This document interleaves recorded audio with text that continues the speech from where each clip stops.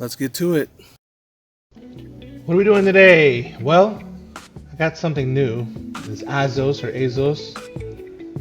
and I want to try it on some things. I'm gonna review this.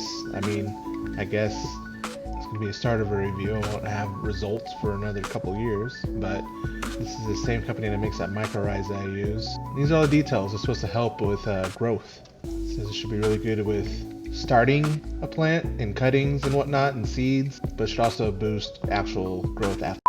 Alright, so I have this here branch that I broke off that the jujube. I'm gonna see if I can get it to root. I already put it in some root hormone and had it planted. Realistically, it says you want to add this stuff to the under, like before you add the cutting or whatnot. I'm just gonna place it on top here. And we'll see how this goes. And this should last like years. I've been using that mycorrhiza bag for 2-3 years and it hasn't run out. It really does not take much. This is also a type of bacteria. And you know what? I think I'm just gonna add it to some of my plants anyway. Just add it to the top. I don't think it's gonna hurt. Why not use it? If you've used this, let me know.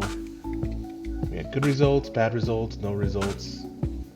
Is this the first time you've seen this? So I pretty much scratched this back so I could see the top of the root ball. And then I'm just gonna add like the smaller spoon size to it. Get it mulched back. And we'll check on this. Since I have two, I should be able to see if this really helped. They're both about the same size now. It's my Mexicola. Why not add it to these guys over here? This tomato. Tomatoes and flowers. So I pulled back, exposed the roots. I'm just gonna add this little small spoonful to it. Add a little bit more. And what about this dormant chocolate persimmon that hasn't woken up yet? Maybe this will give it its boost to wake up. On the bag it talks about dormant or bare root trees, so realistically though it says to add it to the roots. So as usual, I'm just digging it back some and then add the smaller spoon size right at the root ball. Cover that back up. We'll see what happens. Alright guys, like, share, subscribe, do all the things. Let me know though, really. Have you used this before? Is this a gimmick?